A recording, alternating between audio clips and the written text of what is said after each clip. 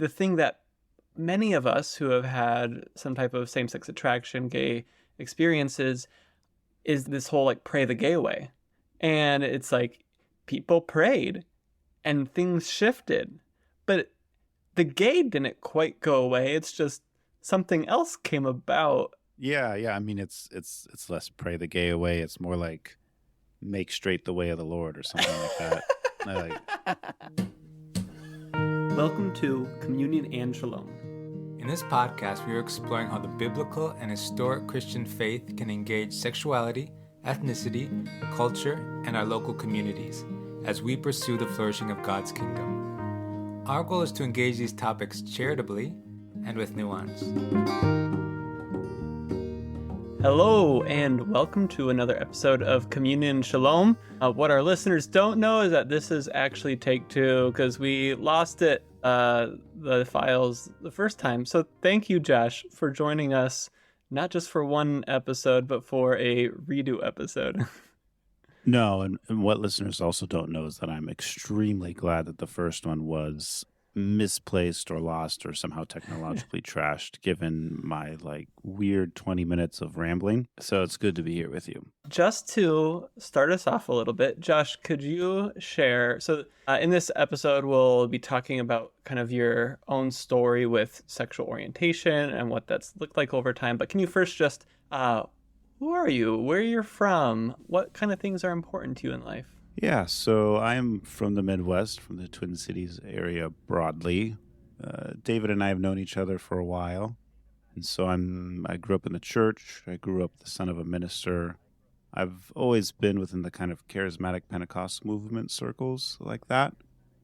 And so, yeah, I'm still largely closeted with all but a few people. So, gosh, I think I'm going to be a weird shadow figure instead. I can't figure out how to answer that without giving too much away. Yeah, that's fine. I think you like people and writing and general things like that. I do. I like people and writing and study the Hebrew Bible. Yeah. Okay, so you grew up in a charismatic background, son of a minister. Can you share just about what it was like growing up in that church, and specifically, how did you think about your sexuality as you were growing up? Yeah, I had an overwhelmingly positive church upbringing. I know that's certainly not the universal experience, especially for, people with gay or whatever you want to call. I'm not precious about terminology, but with that in their background. But for me, I did. Now, I was largely growing up during the aughts, and the culture war around gayness during that time was, I don't know. It's funny. It feels like a million years ago. You talk to a Gen Zer, I think they just would have no idea what it was like to grow up in a time when the word homosexual was as or more common than gay, or when, the standard position was, just start talking about how unnatural it is, unprompted for 8 minutes. But it also didn't bother me because I was dedicated to the evangelical culture war as anyone. Mm-hmm. So I don't know. I think I had a church body that, despite the fact that I was fully closeted, no one knew, or actually I'm sure plenty knew.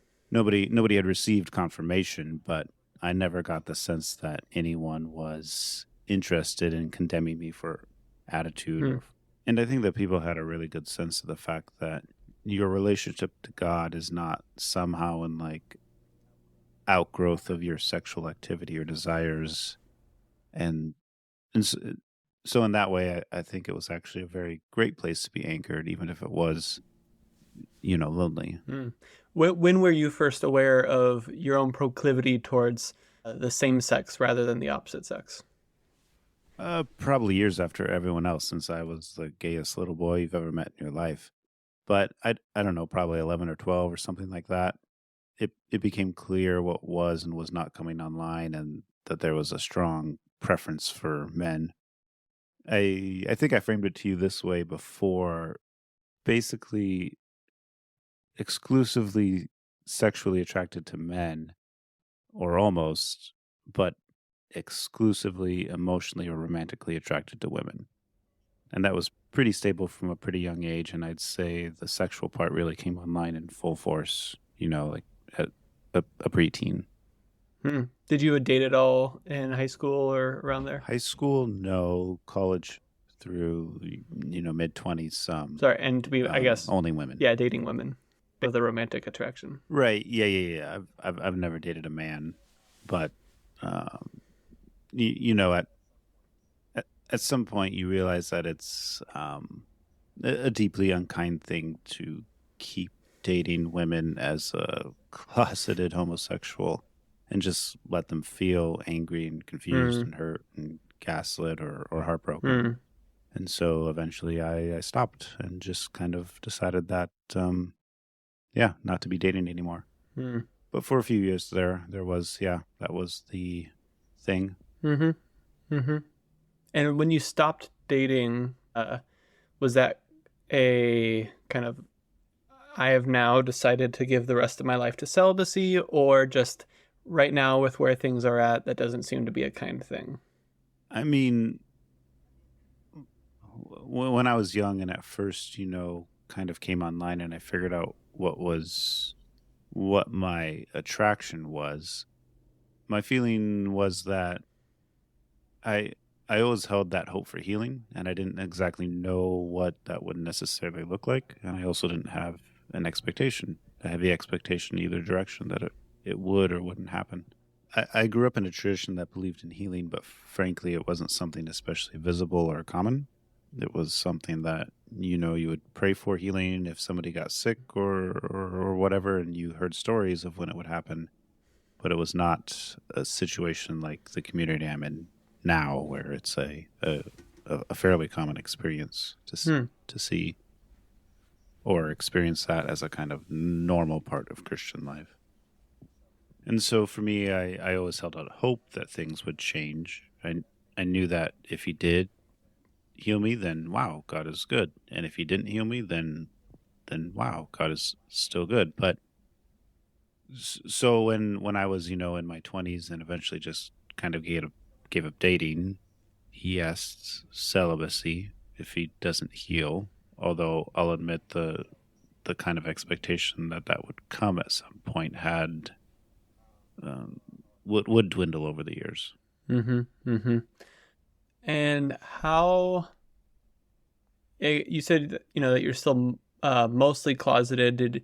As you were, I guess, coming to terms with like, okay, I'm not going to be able to pass straight right now. I'm going to stop dating, passing straight in the way of like, get a girlfriend, get a wife, have kids, and people will stop wondering.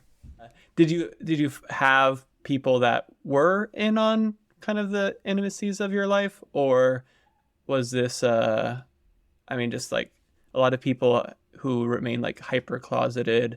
A lot of shame is very typical. Yeah, no, I didn't tell. I'm about 30 now. I didn't tell anybody until under a year ago. And so yeah, quite a bit of shame, but I think that a lot of people assume that if you're gay or queer or whatever you want to use and closeted, that you feel shame as an expression of, as a function of your kind of puritanical religious beliefs. And it has constantly been the case that I've found, as somebody who did not pass especially well over the years, I've become much more straight passing. But as somebody who did not, I've always found non-Christians to be far more unkind about it when making a comment about it than Christians. I think for me it was largely not an issue of shame, as in guilt over having a non-standard or gay sexual attraction. It was never shame before God.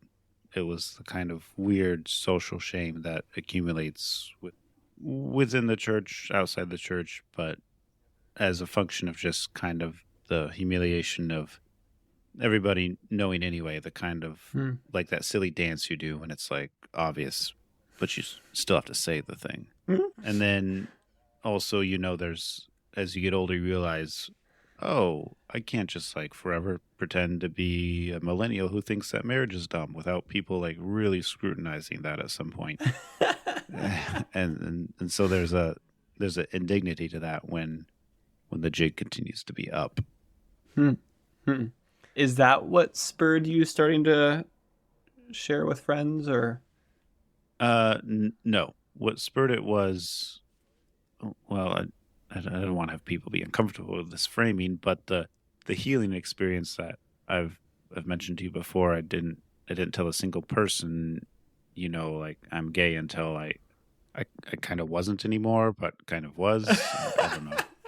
That's really funny. So, okay, tell us some more. So, you already mentioned that, okay, are for maybe a couple of years now, are now part of a church where healing experiences are more common. Can you kind of start with your introduction to this church, what kind of that culture looks like, and what led up to your own experience of healing and change in your sexual orientation?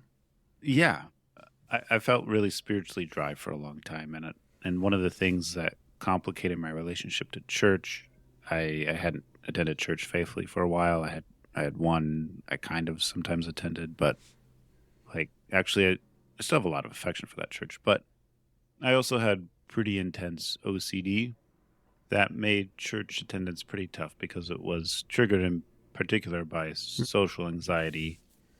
But then also the way it manifested was everybody in my life thought, partially because, I lied to them and told them this, but that I had Tourette's because I would compulsively shout, especially about half the time it was just loud noises, about half the time it was profanity. So specifically, it's uncomfortable to sit in a pew and just have like hold in your desire to like shout out filthy epitaphs. But eventually, you just get like so spiritually sick that it's kind of like worth I don't know, like the nauseating feeling of having to go into a church building and do that. I accidentally read a Christian book. I I was told it was a good book called Something They Will Not Forget by Joshua Gibbs. And I thought it had to do with I thought it had to do with classical education, and it turned out to be about Christian classical education. And he had a few really good lines in there, but one of the ones that grabbed me the most was I'm going to paraphrase because I don't have it memorized, but he's written a test that the students have to take, but he's narrating their future lives in like 10 or 20 years. And so there's this long prologue as to what their life is before they actually have to respond. And in it says you don't really like the church you attend, but you decide to keep going anyway. You realize that God did not make the world to please you. Rather, he made you to please himself. And so you decide to keep going to church even though you don't like the hymns they sing. And it just like it hit, whatever your version of the hymns they sing is, sorry, he didn't make the world to please you. He made it to please himself. And so that was enough to get me in the door. And then once I was in the door, an experience, I don't know, a month, maybe a month and a half, in which people laid hands on me and I was healed of that OCD. It used to be hundreds of times on a good day, thousands of times on a bad day. At times just shouting in my room over and over this profanity, just trying to make, quiet down the racket in my head. Mm. And it was all based around shame for me. My obsessions were shame-based, and it was shame, embarrassment, regret, worry about the future, but it was all anchored in some version of that. And Jesus took it. Mm. And that kind of ambient knowledge of healing and grace and has been something that's like available, but largely in kind of an abstract sense, or something that you assume happens in Argentina or in Zimbabwe and like doesn't happen in the West, or like it's the aberration, not the expectation. And then once that became a part of your life and you meet Jesus the healer, it's hard to ever again have an experience of thinking that that's not central to his character. And I think that was that kind of turning point that brought me back to the place of, okay, let's pray on this other thing too.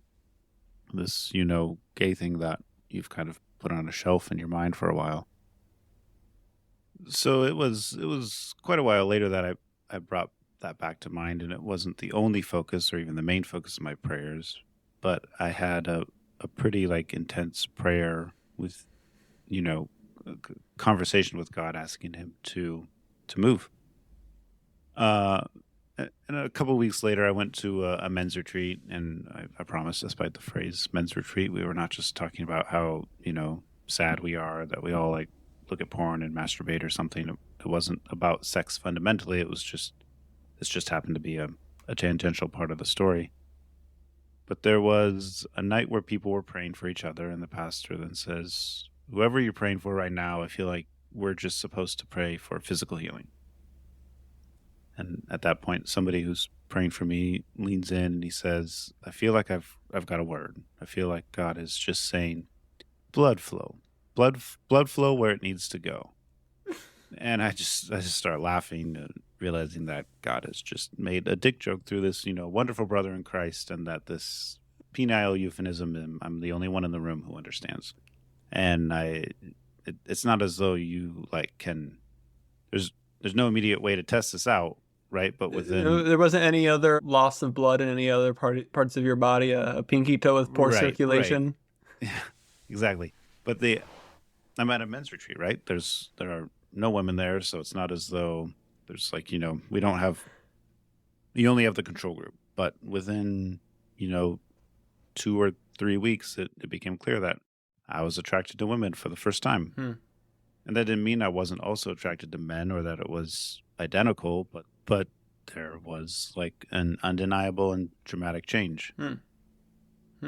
Because you said that the experience of kind of more of the romantic attraction towards women, that's always been there. And is that still kind of been a constant, or did that also change in the midst of this? No, it's unchanged in that way. The sexual attraction is now there. The romantic attraction is still there. I'm back to dating women.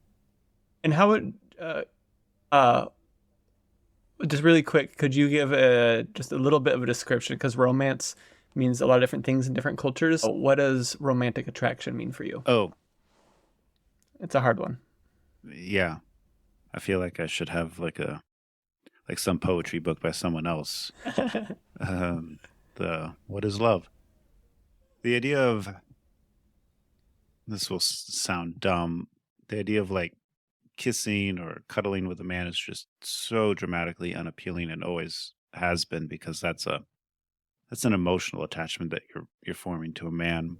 But there are girls that you just fall for, right? You can't stop thinking about them. You want to text them, you want to hang out with them, you get like I don't know, like a weird pang of jealousy every once in a while, like all that exclusively there for women, and just not there for men. And so now, not only romantic attraction for women, but also sexual attraction, and you're dating someone now? Yeah, I am. It's newish. Well, you don't have to give us all the juicy details. Exactly. I was about to say this would be quite the way for us to have that conversation, which we're like going to have soon, but haven't. No, it's going well. I always like the old phrase, "Are you going steady?" We're going steady. Back when we recorded initially, we were kind of talking about how it's like there's these two buckets of attraction. There is the attraction to the same sex and attraction to the opposite sex. And the opposite sex attraction to women was an empty bucket, and the male one was pretty full. And then after this experience, a few weeks later, by the time we were interviewing, it was something like, one's pretty full and the other one's like maybe halfway full.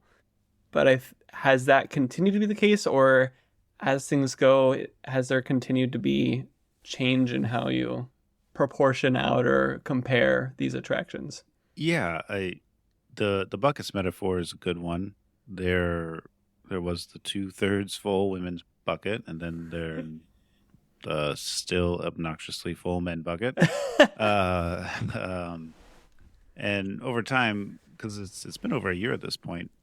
I don't know. There was something around the 1 year mark where things like felt like there was another kind of shift, and it's a little hard to describe whether there's like exact parity now, although whether or not it's exact, it's close. I mean, that's the thing about men and women. And I mean, the historical Christian perspective is that men and women are non-identical, non-symmetrical, but like equal in value and worth. Mm-hmm. Mm-hmm. And I don't know how other people would feel or describe it. I've pretty consciously absented myself from most gay discourse, but for, I don't know, the things that are attractive about a man or a woman are different. And so it's a little hard to like compare, Yeah. to use like a contextually gross metaphor, apples to oranges. So yeah, I don't know. I think a lot of people with bisexual experiences, if we can put it under that umbrella, would resonate with what you're saying. It's not just because you have attractions to both doesn't mean that they're the exact same attractions, or that they work in exactly the same way. Yeah, but I mean, functionally at parity at this point, and the experiential bit of it's weirdly different making out with a woman as a closeted homosexual and then doing it as somebody who's actually attracted to a woman. Weirdly enough, there's something different that I don't know. It's just the life experience, I think, has amplified things. It's really interesting hearing your story. So you mentioned the episode that we recorded with Marco, where his emphasis on healing, he talks about in the context more of like reintegration, and it's very therapeutic, psychoanalytical, and your story doesn't really have any of that. No, a decidedly unwise level of avoidance of that. Yeah, no. Although I'll justify it a little with, given the number of like gay conversion bans and things, it is quite hard for a Christian in a position like mine to find somebody who's willing to advertise themselves as somebody who's open to discussing a biblical sexual ethic with somebody in a position like mine. But no, not a whole lot of therapy outside of the just like telling your friend and them going like, no way, that's awesome. Like that's, that you know my friends, they're idiots. So it's yeah. Lovely friends. Yeah. They're great. And another, I mean, so there's it doesn't fit a lot of those like side X therapies, though it does fit in part the thing that many of us who have had some type of same-sex attraction, gay experiences, is that this whole like pray the gay away. And it's like people prayed and things shifted, but the gay didn't quite go away. It's just something else came about. Yeah. I mean, it's less pray the gay away. It's more like make straight the way of the Lord or something like that. But yeah, there are a whole lot of Christians who are bothered by, allergic to, and made uncomfortable by the idea of prayer being effective in this area of life. Some for thoughtful reasons, I'm sure, but that's one of those other things that make it more convenient to come out to just a handful of people and leave it there. We talked that from when we recorded the first time, and now there's already just some increasing maybe experiences of the opposite sex attraction, of being attracted to women, and so it's just like you're still in the middle of your story. Like this is both where you're at in your story right now. This is how you think about your story right now. Where do you have any inclination or hopes of where your story will continue to go, specifically around sexuality and the implications of that in your life? Yeah, I for a long time had just kind of reconciled myself to the likelihood that really the only kind of Christian way forward was, celibacy. And I just kind of made peace with the idea that like kids are for other people, is for other people. You'll have to, find some dignified cover at some point.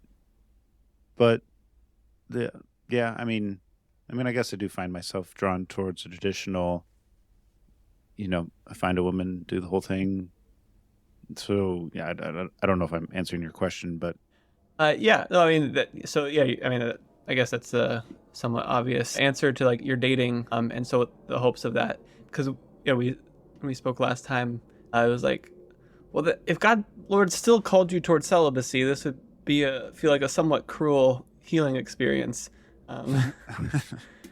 Although Marcos would, it sounds like, disagree, right? The idea that, and this isn't my perspective, but with that idea that to choose celibacy as, or at least within the Catholic tradition, as an act of doing, being a celibate for the kingdom of God, the idea that actually kind of has to come with a full recognition of the goodness of marriage and children as something desirable. That is not where I am, and it's not my theology either. But I could see a world in which this turned out that way for someone. Mm-hmm.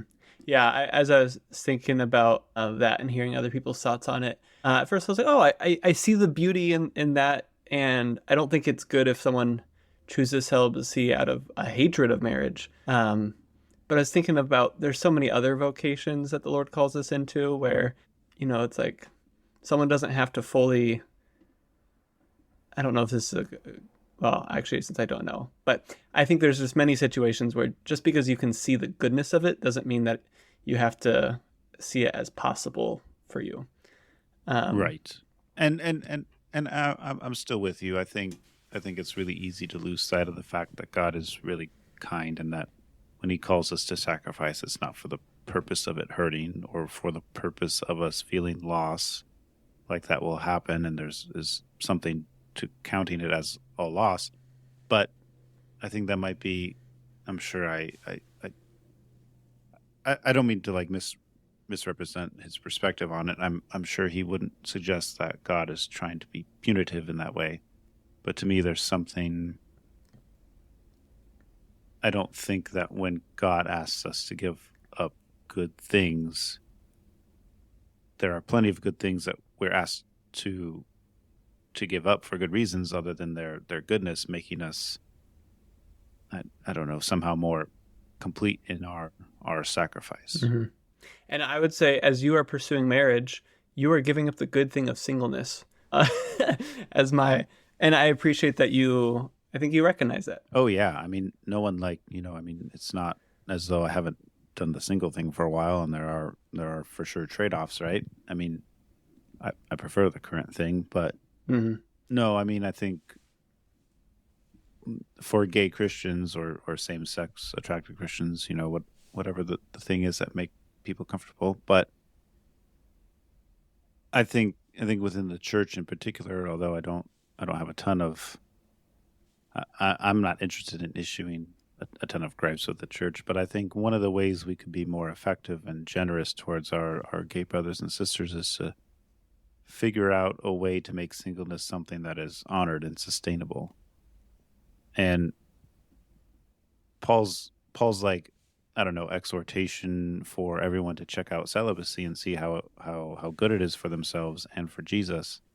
I think that's not to be taken lightly, and it's difficult because it's a social commitment to an individual disposition, right?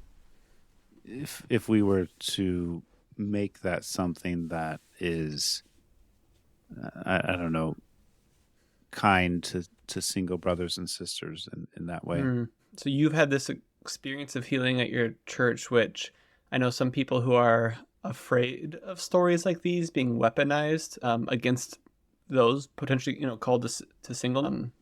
And yeah, how's that conversation looking in your church, or are there things that you're thinking about how your story, how you will handle that and hold that in community in a way to both really recognize the type of healing work that God can do in our lives while still recognizing the different vocational paths and the different needs that both of those carry. Yeah, I think I'm in the enviable position of being both closeted and ignorant of most of the discourse. So I've been able to dodge it by virtue of not knowing about it or being visible. If that were ever to change, I'm pretty hands off and not about to tell anybody you have to belong to this camp or that camp as it comes to pursuing Christ in a biblical within a biblical ethic. I mean, you've referenced to yourself as like kind of jokingly side bikes, right? You see some benefit to side B and side Y and side X, all terms I did not know until I listened to your podcast, but I guess that's roughly where I am, where like I don't know that the like weird God made me bisexual narrative neatly fits into any of the side bikes camps. And so I mean I used to attend a church that it wasn't certainly like the main topic of most sermons or anything, but there were a number of side X folks there, people who would say, I am same sex attracted and I am part of this ministry where I don't know how to describe it exactly, but we do things in community that are designed to, yes, honor God, but then also to kind of nudge our sexual orientation back into a straighter place. That always made me feel deeply uncomfortable as just like a personal thing. I never considered joining anything like that, but I'm certainly not about to shame anybody who is faithfully pursuing God, not sinning as they do. So I think I might encourage them to like fix their eyes on Jesus and this aspect of him or that aspect of him the way I would any friend who was like rigorously pursuing something in a way that was unusual or didn't square with my expectations. But I'm not going to tell somebody who's side B or side Y or side X or something else who's doing their best to follow Jesus given this weird hand they've been dealt. I guess I'm not prescriptive. Mm-hmm. I do think that the one prescription I would have would be I'm saddened if I hear somebody kind of fully write out the possibility of healing from their story or theology or worldview. I think we do that in a lot of areas, not just gayness, which is to the detriment of both the person who's missing out on the healing, but then also of a body that I think sees a less full picture of Jesus. If when we see like the giants in the land, we turn around and run. Whenever I think about healing and that kind of work of ministry on this side of heaven, I'm reminded of this African preacher, healer man who, like thousands of people are coming to his rallies. Many people are getting healed, legs being extended, all the fun things. And he himself was in a wheelchair, and other people are like leaving their wheelchairs there at the, Yeah. And of just some of this mystery, I like mystery of this is a man who deeply believes in the healing power of God, is witnessing it very regularly, and has this part of his life for whatever intent of God's that is not healed, even though he knows God could. And I've not heard him like speak on this at all, but just the general details of his story.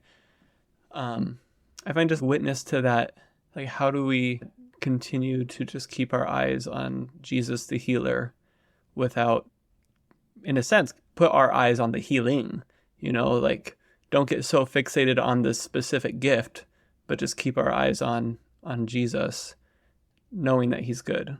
Which, like Paul is clear, first century Christians, like from the beginning, that's such a huge temptation. the focus on the creation, not the creator, or the gift, not the giver. No, I'm fully with you, and I think it gets tough with healing, because I think it kind of requires you to go to like a weirdly philosophical place with it right away. If you ask a question about the practical thing that's going around, to answer the question of like, is God why that person isn't healed? I have to run myself through this, like, I guess I do. I think that from him and to him and through him are all things, and he made all things good. And so maybe we have to follow Augustine and say the privation theory. Like maybe it's the case that the unhealed thing is really like evil and absence, right? Evil is twisting, evil is deviation. Mm-hmm. So maybe it is the case that Jesus always heals, and maybe we just haven't seen it in this case. Like it's a tough one, because unlike other areas of how you lead your life as a Christian, like walk with integrity or honesty, or to the poor, or any of these others, it never feels disconfirmed if you do it and don't see the thing you expected, right? Like we've all had the experience of giving generously or something, and then like, oh, they didn't say thank you or use it well. That never hits us as proof that we weren't actually, or that there are some circumstances in which giving generously is either worthless or not intended. It's not a perfect comparison, but healing does something different for us. It makes us like we look to the result, and we question our expectation of whether or not this should be a full or a regular part of the Christian life. And I wouldn't take it off the table that there are instances in which it isn't his will. But frankly, I think Jesus heals. Like, I just think that if Jesus were here and someone had a malady, he would heal them. And I can't speak to the situation of the African man in the wheelchair, but I think Jesus would heal him. And I guess that's kind of the expectation I carry around now, even though it's not always the case that when I pray for healing, it happens. I will say now, sometimes it does. And that was not true before. I became convinced that Jesus is just the guy who goes around healing people. I'm not caught up with The Chosen, but even just in the gospel stories of coming to that one strange pool where people jump in or whatnot, and of like he heals one person there, so like he does heal, like he goes around and he heals people, and there are times where it's just like people are lining up to get healed, and there's other times he goes out and he heals one person, and yeah. So, and in my own experiences of healing often being partial healings, where it's like, that was miraculous, but it felt like it wasn't the full miracle that I would want for me to feel like things fit in my box. Every time for me too. Always been either as the recipient or the prayer has always been partial healing. Oh, the miraculous, but partial. Sorry, keep going. Yeah, and that I don't know if God just does that so that to encourage faith, even in the midst of like something that's a big faith encourager. And talking with TJ, and we were just thinking about, I want to have more conversations, with folks who experience different types of disabilities, and there's certain disabilities that he has he sees a lot of healings in Africa as well, that he's never seen something that we would put in just the big box of disability as something that gets healed, something like Down syndrome. And where does disability overlap with neuro and experiential diversity and like other interesting purposes that God has for us in those things, even when they do bring weakness and privations in our life, there's sometimes unique goods that can come about through that. So unanswered Those are just my open queries right now.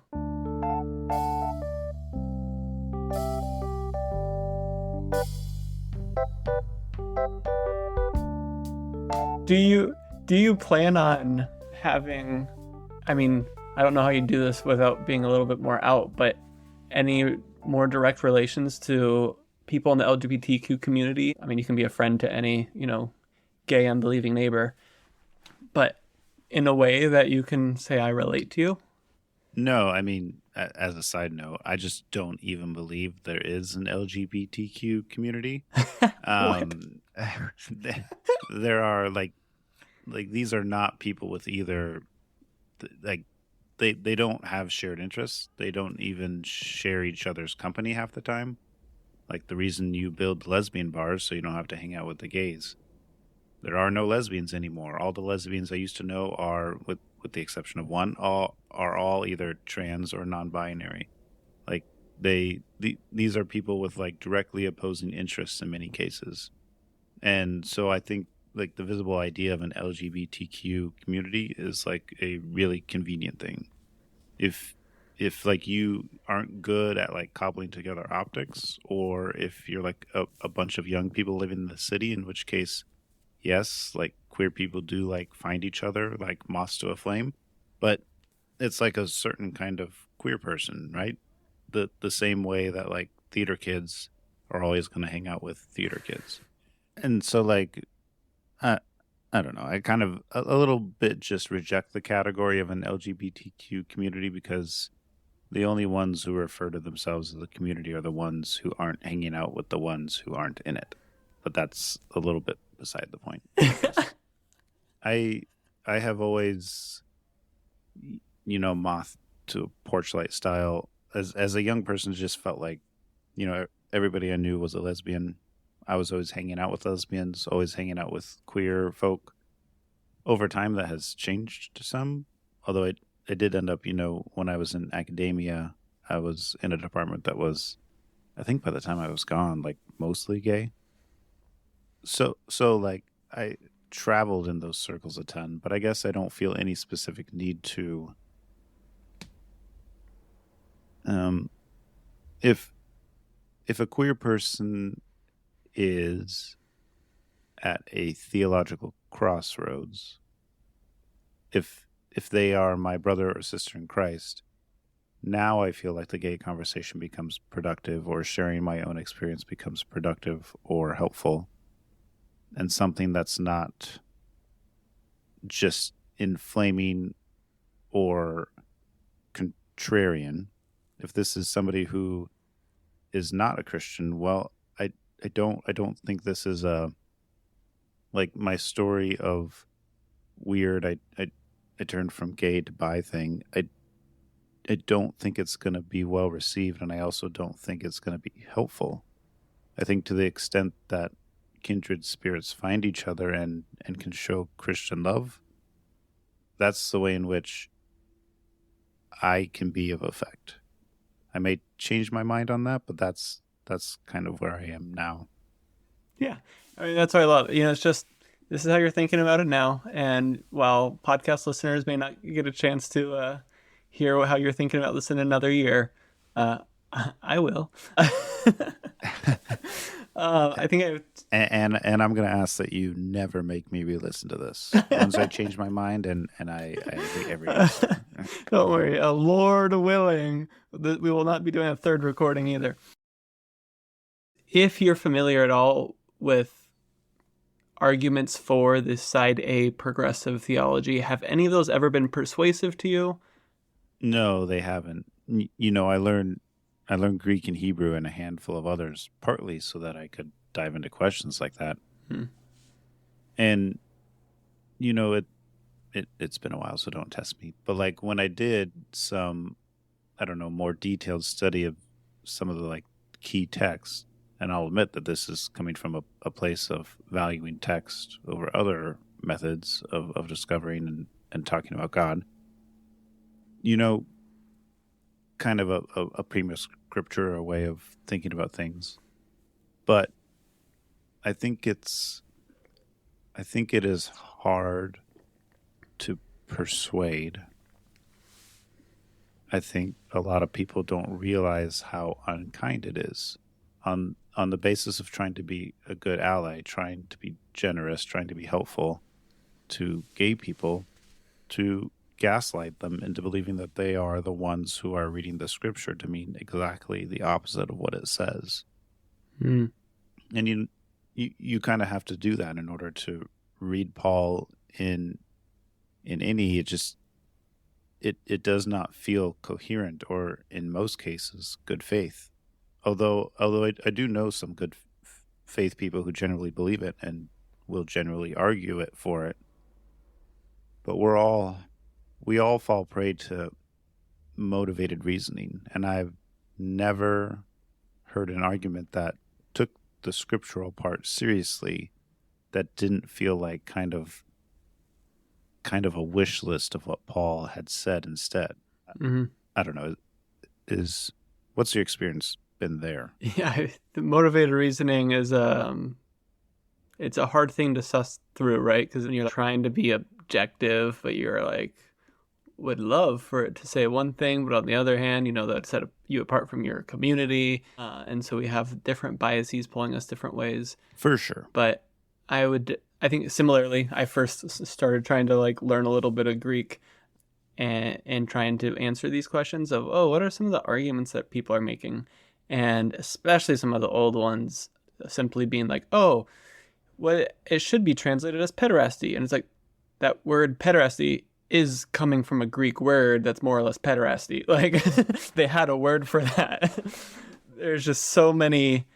And it's like some of the arguments have evolved and improved, but seeing that they've largely come out of communities that used to believe the old ones and they've just been improving theirs, they weren't waiting until, they just, and I think there are ones that are more worth engaging and others that are less worth engaging. And we've tried to talk to some of those authors or some of the Side A guests who have taken less of the just what did Paul mean or what did Leviticus mean, and they're doing larger hermeneutic things that kind of sidestep asking that direct question. And I'm actually more receptive to that than I think a lot of people would expect, or at least receptive to hearing that out as a valid line of inquiry. I mean, in some ways, I feel like it's the only. Matthew Vines, I believe, still does try to make the direct textual argument and say this is how we should understand that Paul is talking about something very different. My response now that I'm actually working on with that, not writing an essay, but just thinking about, is that when they say, the way that people thought about gay relationships back then, they couldn't even conceive of our committed monogamous gay relationships today. I think Andrew Sullivan will say the same in his columns. Yeah. And I'm like, well, I think that actually applies to the way they thought of heterosexual relationships too, though. The way that they experienced heterosexual relationships, they couldn't even imagine the type of egalitarian, non-dominating, free romantic choice rather than family obligations. And so you did disregard all the scriptures on marriage because it's very different from how we think about power dynamics and importance of romance today. There are so many differences, and it's not just with gay marriages. So it's kind of I feel misleading. It's you're right, but I don't think it gets you where you want to go. Right. That's such a good point that it has to cut both ways. The argument of cultural gap, right? What do you do with? Because it's most guys would have married much younger women, right? And so we have a pretty strong feelings about that not happening today. A 28-year-old man marrying a 16-year-old girl would have been acceptable back then, and it's if you get parental permission, you might be able to make it legal, but we'd be we would all look at that a little bit odd today. 100%. And so just the norms and expectations around marriage, just so many differences. We can even parse through all of them. I really love the episode that we did with Catherine where she just gives a history of romance in the West. And she doesn't get into some of those dynamics, but just starts helping you see like, whoa, the way we think about romance and marriage is just so different than today. You really have to rely on, a lot of like biblical and Christian tradition and thought to say, what is marriage essentially? What is sex essentially? And I think it works way better to try to answer those questions first and understand what are their purposes and then say, do these things align with those purposes?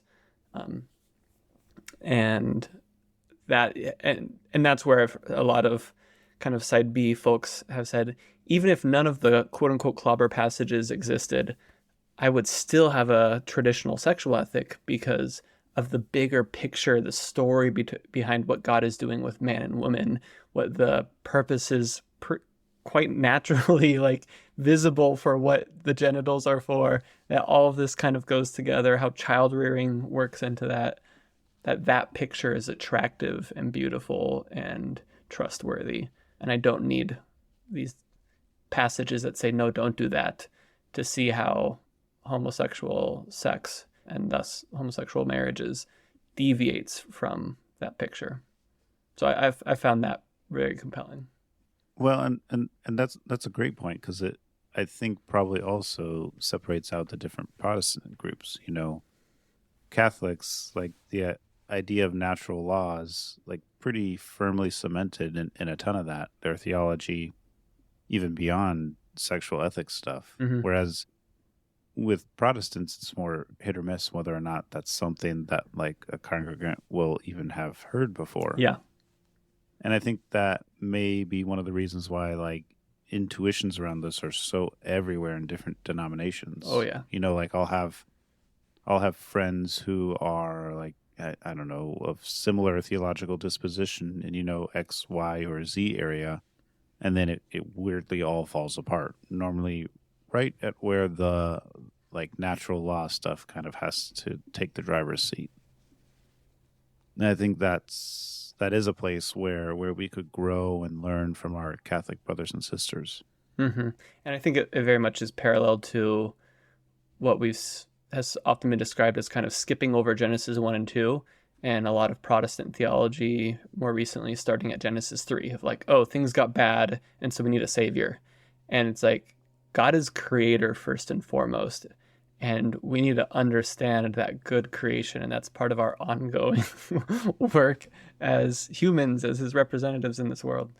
And so I think it that lack of natural theology pairs with that kind of forgetting the creation story fundamentals. Mm-hmm. No, that's good. Well, thanks so much, Josh, for sharing your story. And I hope it both provokes myself and listeners both to just, ultimately to just continue to reflect upon who Jesus is. Ask questions around sexuality and be thinking about how we continue to be loving our brothers and sisters in the church well, who are in different experiences and journeys and such. But doing all of this in a way that continues to just keep Christ center. So thanks for being a testimony to that. Thanks for having me. And I'll be happy to talk to you again when I'm straight and that African guy's out of the wheelchair 6 months from now. Great. Okay, bye.